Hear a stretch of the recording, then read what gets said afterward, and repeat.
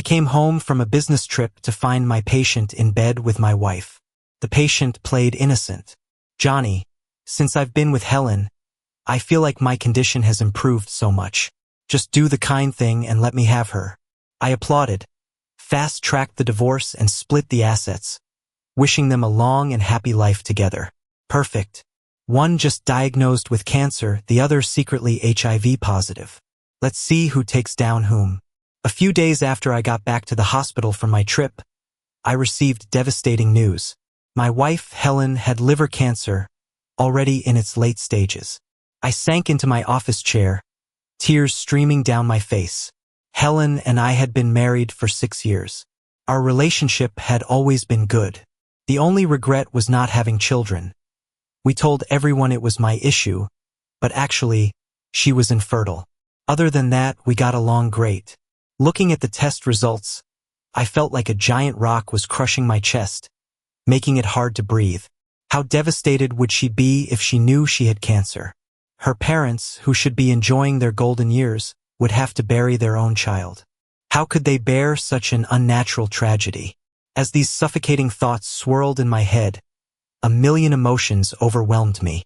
I didn't know how to face any of it. Just then, a sudden ringtone pulled me back. It was Helen. I wiped my tears, carefully hiding all my emotions before answering. "Johnny, are you back from your trip?" I didn't know how to face her, so I lied, saying there was an emergency at the hospital and I couldn't come back yet. Luckily, Helen didn't suspect anything and hung up cheerfully. I sat in my office all afternoon, slowly coming to terms with it. Instead of wallowing in despair, I decided it was better to go home and face this with Helen. Even if it meant losing everything, I had to save her.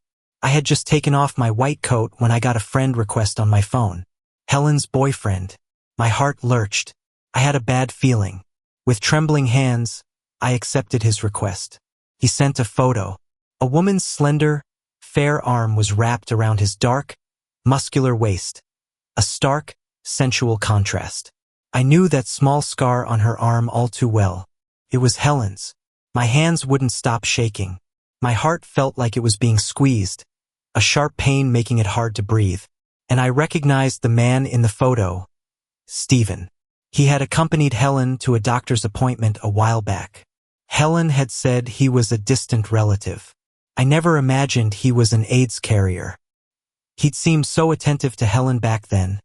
I'd thought he was a decent young man. I couldn't believe he'd hooked up with my wife. The next second, his call came through. "Johnny, you know who I am, right? I'm sorry. I didn't want to disrupt your marriage. But after being with Helen, I feel like my condition has really improved. Please just be kind and let me have her. Johnny, I'm begging you. Take pity on me. Besides, Helen and I got together a month ago. I just left your place an hour ago.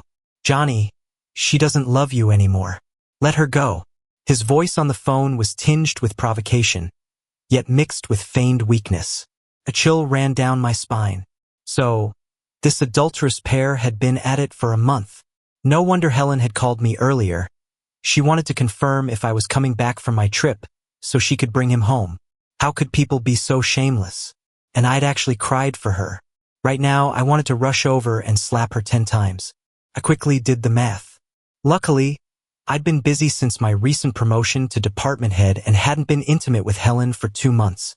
Otherwise, I'd be infected with his disgusting disease by now. I composed myself and asked calmly, "How do you prove the person in the photo is Helen? Stop trying to frame my wife. I won't fall for your tricks and divorce her." Stephen got agitated. "You doubt me? I'll send you proof right now." He hung up and immediately sent a flood of photos. Candid shots of him and Helen together. Eating, shopping, kissing, and even a few intimate ones in bed. I bit my lip hard, my trembling fingers scrolling through the screen. My stomach churned uncontrollably. I quickly saved all the photos. How could she be so shameless? I turned off my phone, tears already streaming down my face. I wanted to tear those 2 scumbags limb from limb. I worked myself to the bone to support our family, never forgetting to remind her to eat on time, taking care of her parents for her, and this is how she repays me? It was ludicrous. She had single-handedly destroyed my faith in love and marriage. I'm a severe neat freak. I would never want a woman who's been tainted like this. There was no need to continue this marriage built on hypocrisy and lies. The most important thing now was to get a divorce and reclaim what was rightfully mine. One diagnosed with cancer, the other hiding AIDS. Let's see who outlasts whom. I took Helen's medical report to the oncology department to see my senior colleague. With a sorrowful expression, I handed him the report. Eric, what are we going to do about this? I haven't told Helen yet. I'm afraid she won't be able to handle it. Eric read the report, his face grim. Many families of cancer patients feel the same way you do. But as doctors, we still hope the patients themselves can know the truth. I feigned wiping away tears, sniffling. I really don't want to tell her. Maybe if she doesn't know, she'll live a little longer. Of course, I wasn't going to tell her. What if she found out, dragged her feet on the divorce, and used our joint assets for her treatment? Eric sympathized with me and sighed. All right, I respect your decision. If there's anything you don't understand, feel free to ask. I'll do my best to help. After a moment, I composed myself and asked him gravely, Helen, how long does she have in this condition? It's hard to say. Maybe 3 months, maybe 6. With active treatment, perhaps longer. What did he mean, perhaps longer? That wouldn't do. Before leaving the oncology department, I begged Eric to keep Helen's condition a secret for her own well-being. Eric agreed. I went back to my office and locked the medical report in my drawer. Then, I headed home as if nothing had happened. Next up, the divorce. Regardless of who initiated it, I had to ensure I maximized my gains. When I got home, Helen was visibly startled, but she quickly regained her composure. Johnny, didn't you say you'd be busy at the hospital and back tomorrow? A small smile played on my lips. Her composure was indeed impressive. No wonder I hadn't noticed her affair for a month. I nodded casually. Things at the hospital, so I thought I'd come back early. Then, I grabbed my clothes and went to take a shower. As soon as I stepped out of the bathroom, Helen sidled up to me. Under the warm yellow light, her cheeks were flushed, her eyes hazy as she looked at me. Johnny, we haven't had any quality time together in so long. I'm so happy you're home early tonight. It was true. Since I became department head, I'd been increasingly busy, all my focus on work. Maybe that's why she'd hooked up with Steven. Too long without marital affection. But hadn't I also been juggling work and family? Despite the loneliness, I'd remained faithful to my marriage and responsible for my family. So that was no excuse for her cheating. Besides, I'd just spoken to the guy with AIDS this afternoon. Now she wanted to touch me? Disgusting. I looked at her with feigned helplessness. I'm sorry, honey. My stomach's been acting up lately, and the doctor said I need to watch what I eat. Tonight's probably not a good idea. Her face instantly darkened. I fought back nausea and soothed her with gentle words. But honey, why do you smell like men's cologne? Hearing this, Helen looked guilty for a second and dropped her coyness. It might be from a colleague at work. I'll go wash up right now. She quickly grabbed her clothes and rushed into the bathroom. I watched her coldly, a sneer on my face. Late-stage liver cancer meant at least 3 months to live. I needed to gather evidence and file for divorce from Helen quickly. I unlocked her phone and started collecting evidence. Her contacts and photo album were wiped clean. Nothing. Then I checked her bank account and discovered she had transferred nearly $30,000 to an unfamiliar account in bits and pieces. There were also over a dozen hotel booking records. With every piece of evidence I found, my heart sank further, until it hit rock bottom. She always appeared so glamorous and competent, but behind that facade was such a vile person. Luckily, I found out now before the losses were too great. I stared at her silhouette in the bathroom, a bitter yet triumphant smile on my face. Helen, you deserve cancer. This must be karma for cheating. That night, I waited until she was asleep and then went to the guest room. I couldn't stand sleeping next to that vile woman. It made me sick. Helen woke me up in the morning. She even gave me a peck on the cheek. Johnny, why did you sleep in the guest room? I fought the urge to push her away and said lightly, I remembered last night I had a paper to revise. I didn't want to disturb you, so I came in here. I'd done this often before, so Helen wasn't suspicious. During breakfast, Helen's phone suddenly rang.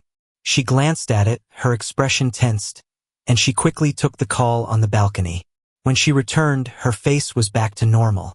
"Johnny, I can't spend time with you today. My boss just called about an urgent matter at the office. I have to go in now." I smiled magnanimously. "No problem, work is important." Watching her rush out the door, I smirked. I knew exactly who she was going to meet, so I immediately changed and followed her. Half an hour later, I tailed Helen to a hotel. I set up my phone on a stand, hiding in a shadowy spot, ready to lie in wait.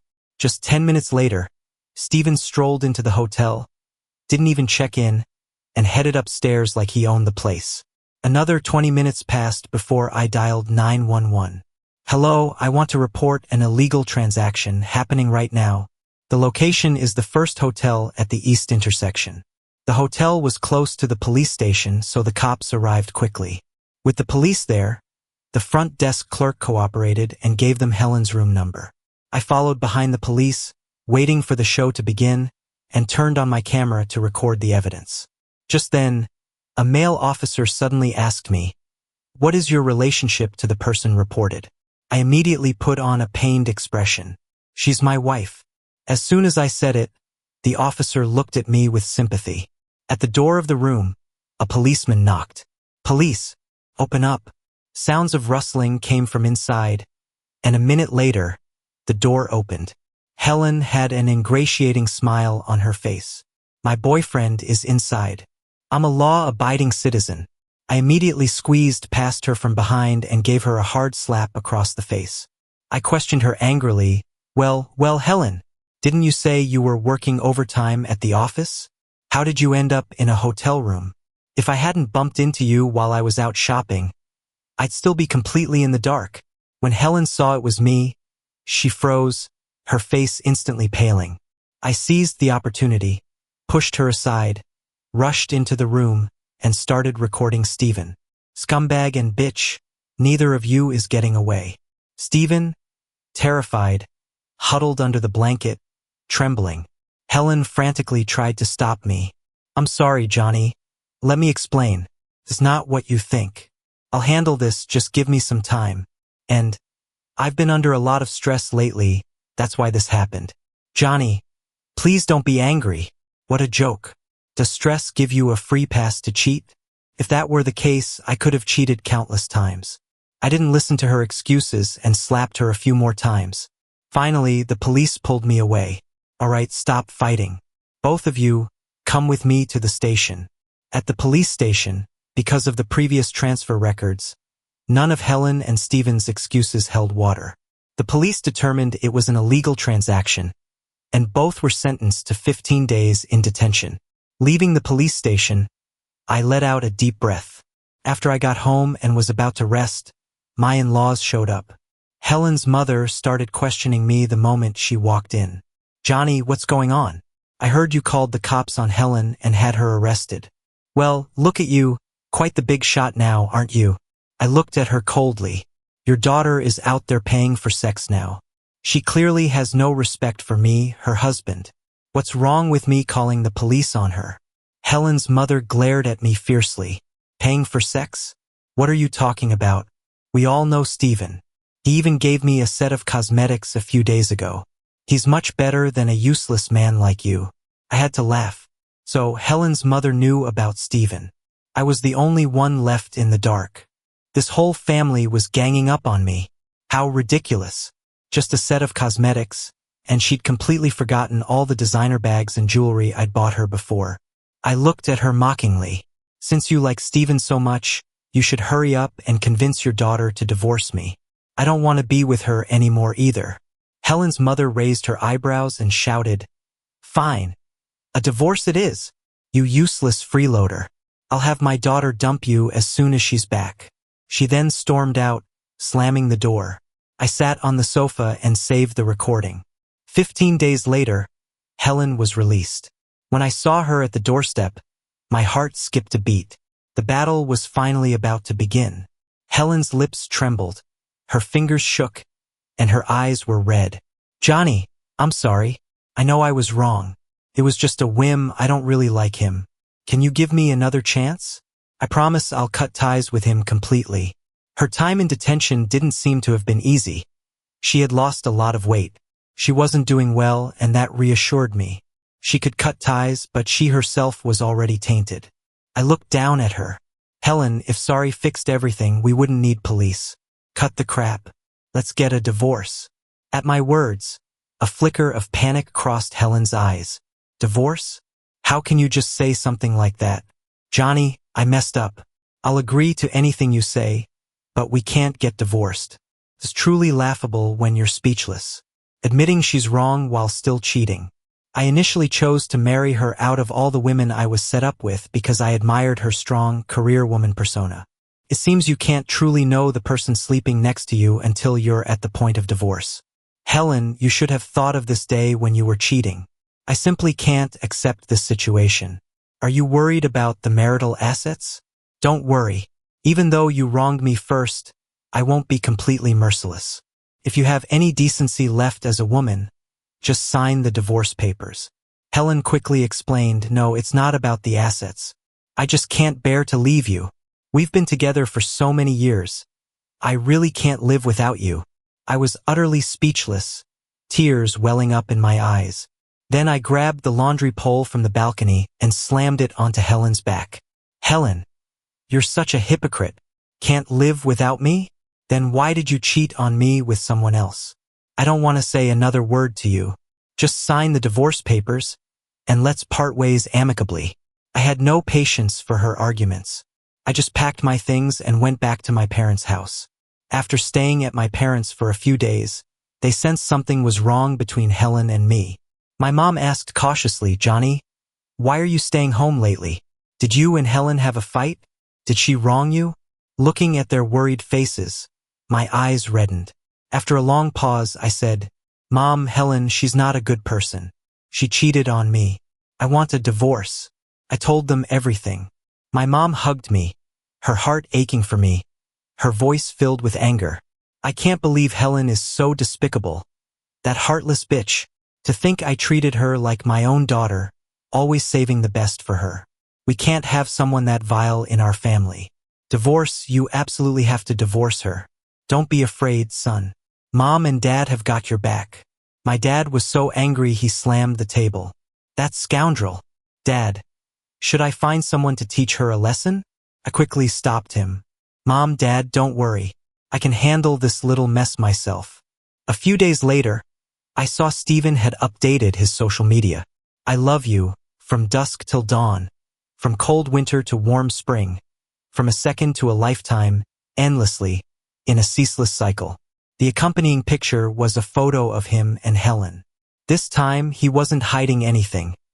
Helen's face was clearly visible. I quickly saved the photo. One with late-stage cancer, the other an AIDS carrier. I hoped, as his post said, they would truly be bound together for all eternity. I thought the divorce would be quick, but Helen didn't make a move. Maybe it was because the property division in the divorce agreement was very unfavorable to her. Of our 3 properties, I got 2 and all our current savings. Meaning, apart from 1 property and 1 car, she got nothing. Well, too bad. I wasn't budging on the asset division. She was the one who cheated first. But before Helen signed the divorce papers, Stephen actually came looking for me. He stopped me at the hospital entrance. Johnny, can we talk? In a cafe, Stephen put on a deeply affectionate act. Johnny, I know you and Helen met through an introduction. You haven't had children all these years. She has no feelings for you. Just let her go and let us be happy. Helen told me she's known for a long time that she's infertile. I'm different. I have a son with my ex-girlfriend, and Helen already treats him like her own. I can give Helen a complete family. He then sighed, feigning helplessness. Besides, you know about my illness. Since I met Helen, I feel much healthier. Doctor, just take pity on me. He said it all so self-righteously and hypocritically, without a shred of shame for wrecking someone else's family. He really was just like Helen. If you know someone has a partner, you should keep your distance, especially with a condition like his. Even if they genuinely liked each other, they should have been upfront with me, not resorted to such despicable methods to hurt an innocent person like me. Stephen, you really have no shame. Do you enjoy being the other man that much? At work, I always maintained a gentle and refined demeanor. Perhaps he didn't expect me to be so blunt. His face froze. Then he dropped the act. Johnny, you're just a lousy doctor. Who do you think you are, acting so high and mighty? Don't you think you're pathetic? Married for 6 years and still couldn't keep your wife's heart. I just snapped my fingers, and she came running. The one who isn't loved is the third wheel. If I were you, I'd have divorced long ago. Why humiliate yourself? Stephen tried to provoke me, but any feelings I had for Helen had vanished the night I found out about her affair. So his words had no effect on me. I looked at him calmly. Instead of wasting your time with me, you'd be better off trying to persuade Helen. I already asked for a divorce. Now I'm just waiting for her to sign the papers. It's a good thing you two got together when you did. Actually, I should thank him. Otherwise, how would I have seen this dying bitch for who she really is so quickly? I certainly don't want to waste my energy and money on her when she's bedridden. What do you mean? Stephen seemed incredulous that I wasn't playing by his script. I gave him a generous smile. Nothing. I just have this thing about being a neat freak. I can't stand anything dirty, whether it's Helen as a person or your disease. All I want now is for you to put some effort in and get Helen to sign those papers quickly. I don't want anything to do with either of you ever again. Stephen clearly didn't believe me. Johnny, what tricks are you playing? Are you trying to set me up again? Such a twisted way of thinking. No wonder he's the other man. Think whatever you want, you heartless piece of crap. Then, I slapped him right across the face. You destroyed my family. I'm just returning the favor. Fair enough, right? He picked up the tea on the table, intending to throw it at me. I looked at him mockingly. If you throw that at me, I'll tell Helen you're an AIDS carrier. Hearing that, Stephen immediately backed down and put the cup down. Then, I leisurely walked away under his hateful gaze. However, Stephen did remind me. The divorce needed to be settled quickly. Otherwise, what if Helen ended up bedridden? It would be much harder to get out of it then. The next morning, I went to Helen's office. Seeing me at the company entrance, she looked like she was facing an enemy. Helen was a government employee. Although her position wasn't high, if any scandal about her conduct got out, she'd lose her job. People were coming and going at the company entrance, glancing our way. Helen, looking guilty, quickly pulled me aside. Johnny, what are you doing here? Without a word, I took the divorce agreement out of my bag and put it in front of her. Nothing much, just here to talk about the divorce. Helen tried to take my hand, but I immediately stepped back. Her eyes looked hurt. Johnny, I just made a mistake any woman could make. I don't want a divorce. Can't you forgive me this once? Besides, I have no contact with Stephen anymore. What kind of classic cheater lines were these? I really wanted to pry open her skull and see what was inside. I looked at her coldly, then showed her the photos Stephen had sent me over the past few days. Ever since I moved back to my parents' place, she'd been all over that scumbag every day. Is this what you call no contact? Helen, I originally wanted to give you a chance, but you've shown me zero respect. You turned around and got back with him immediately. You've shattered my heart. How can I possibly trust you after this? Don't say anything else. If you don't want me to expose your dirty laundry, then sign the papers. Stop wasting my time. Okay? Hearing this, Helen's eyes immediately reddened, a flicker of heartbreak in them. Johnny, you're so cruel. Everyone makes mistakes. Why are you holding this one thing against me and won't let go? Me cruel? You cheated first. The fact that I haven't exposed your scandal and made you leave with nothing is already merciful. Don't try to bargain with me. If you keep dragging this out, don't blame me for taking you to court. Hearing me say that, Helen's expression softened, and she finally signed the divorce agreement. Once the agreement was signed, I eagerly dragged Helen to City Hall, afraid she'd change her mind. The moment I got the acknowledgement slip, I breathed a sigh of relief. Now, we just had to wait for the cooling-off period to pass, and we'd be officially divorced.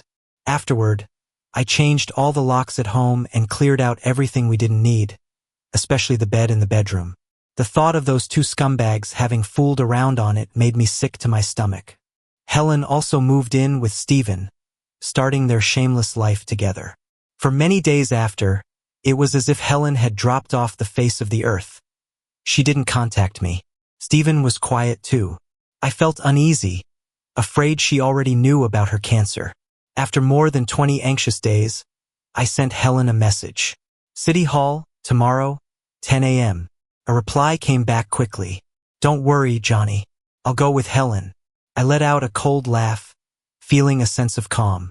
The next morning, I dressed neatly, feeling refreshed and sharp, and set off for City Hall. When I arrived, Helen was already there, and Stephen was standing beside her, strutting like a proud peacock. Seeing me, he gave a disdainful smile. Johnny, you made it. I thought you'd chickened out.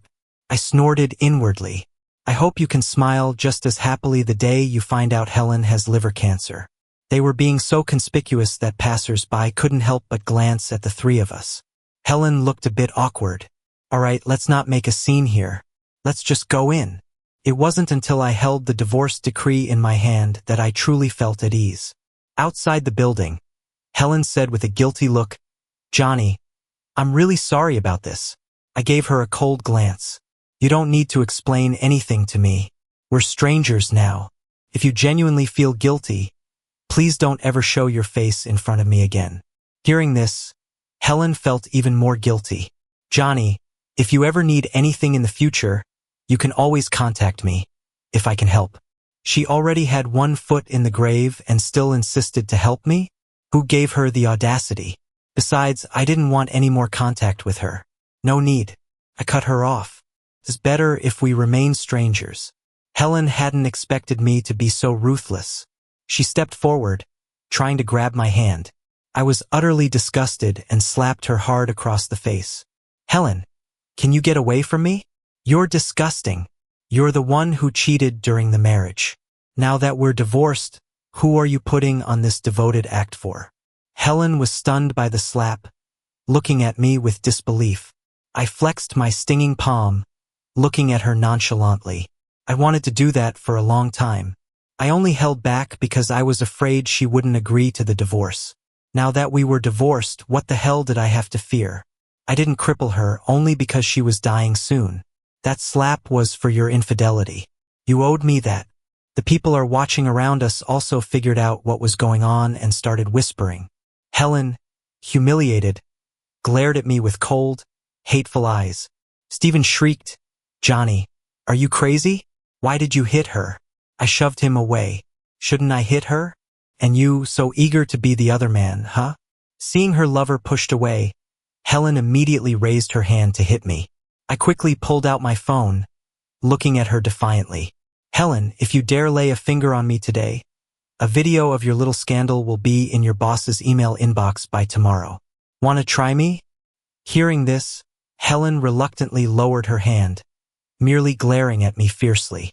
I ignored them and turned to leave.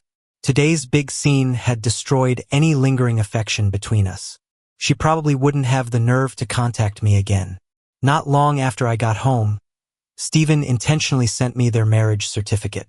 Talk about a seamless transition. I just smiled. Those two bastards were finally tied together. I couldn't wait to see if he'd still be in such a good mood when Helen was bedridden. Helen and I had been married for many years, so our social circles overlapped. I knew about her and Stephen's recent situation. I heard Stephen, claiming it was his first marriage, insisted Helen throw him a grand wedding.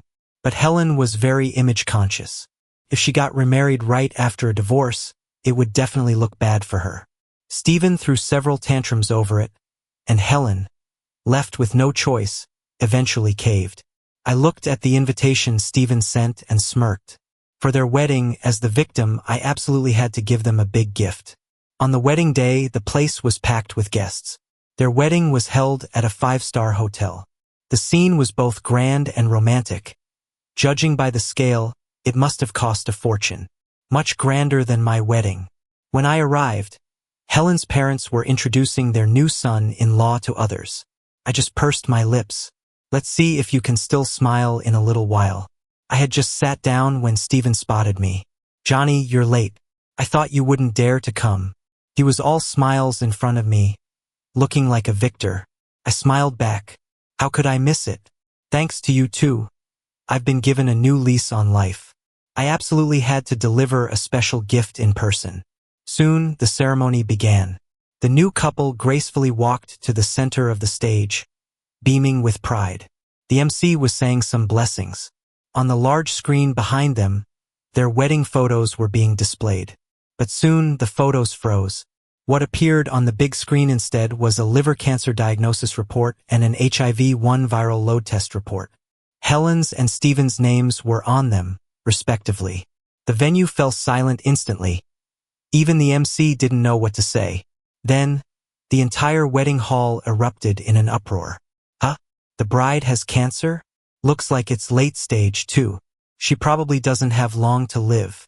And the groom has AIDS. What are these two playing at mutual marriage fraud? Helen and Stephen stared at the diagnostic reports on the screen, both in utter disbelief. Liver cancer? AIDS? The two of them instantly panicked. And the parents, who had just been exchanging compliments, were now fighting, each accusing the other of marriage fraud. The scene descended into total chaos. My goal achieved, I quickly slipped out. Later, I heard from a friend who was there that the bride and groom, both feeling deceived by the other, came to blows. Before the wedding was even over, Stephen was taken away by his parents. Helen rushed to the hospital. The test results confirmed not only liver cancer but also an HIV infection. She was admitted immediately. The next day, I was picking out furniture when Helen's call came through. She started questioning me right away. Johnny, were you the one who pulled that stunt at my wedding? And you knew about my liver cancer all along. Why didn't you tell me? Have you no conscience? I replied coldly, well, when you were cheating, where was your conscience? With that, I hung up and blocked all her contact methods. What she didn't know was that the day I found out about her cancer, I was devastated. I would have given up everything to save her life. But ultimately, my efforts were wasted on the wrong person. After a while, another call came in from an unknown number. No doubt it was Stephen. His voice sounded like it was laced with venom. Johnny, you knew Helen didn't have long to live, didn't you? That's why you rushed the divorce and dumped this piece of trash on me. I laughed. Weren't you hell-bent on marrying her? What, regretting it now? You should learn to be grateful. There aren't many original spouses like me who gracefully step aside and let the other person take over. Stephen was furious. Johnny, you're so malicious. Aren't you afraid of karma? I laughed and hung up. I don't know if I'll face karma, but yours is coming soon. After that, I went back to work peacefully, paying them no more attention. But I never expected Helen's parents to show up at my company. I was just finishing lunch and about to go upstairs when they blocked me downstairs. Johnny, you knew Helen was sick all along, so you deliberately divorced her to cheat her out of her house. Didn't you? What a venomous heart for a husband. How could you do that? I won't argue with you now, just give back the money and the house. They were making a huge scene, and a crowd had gathered. Some people who didn't know the truth started whispering, "What's going on? He abandoned his wife just because she got cancer? So young, yet so cruel. Yeah, how can someone be like that?" My colleagues, who knew the whole story, quietly tugged my sleeve, signaling me to go upstairs. I smiled reassuringly at them. Go upstairs? No way. If there's a first time, there'll be a second. This time, I was going to make sure they'd never think of bothering me again. I looked at the two people before me, their eyes practically bulging with rage, and said with a smile, "Your daughter cheated on me first. The fact I didn't make her leave with nothing was already saving her face. And you still have the nerve to come find me? Besides, I have no relationship with Helen anymore. Why should I hand over my assets? Are you two getting senile? Did you forget your daughter just got married? That man with AIDS is your son-in-law." With that, I showed the videos and audio recordings I had previously made to the onlookers. After listening, everyone looked at them with contempt. What kind of people are these? They mocked him for being useless before, and now they're here asking for money. So shameless. Yeah, it was clearly his daughter who cheated first. The house should rightfully belong to him. Hearing the surrounding chatter, Helen's parents' faces turned pale and then green. So they could feel shame after all. Seeing my firm stance, they tried another tactic. They knelt directly in front of me. "Johnny, please just take pity on us. Can you please return the house to Helen? She really needs a lot of money for her treatment now. We were wrong before we went too far. Please, for our old age, help us. We'll definitely treat you as our savior from now on." Were they trying to guilt-trip me? But my heart had long been shattered by them, beyond repair. I stepped aside. "I'm also a victim in this farce. You're not getting any money from me. However, your precious daughter transferred nearly $30,000 to your new son-in-law. You can go ask him for it. If you come looking for me again, I'll call the police.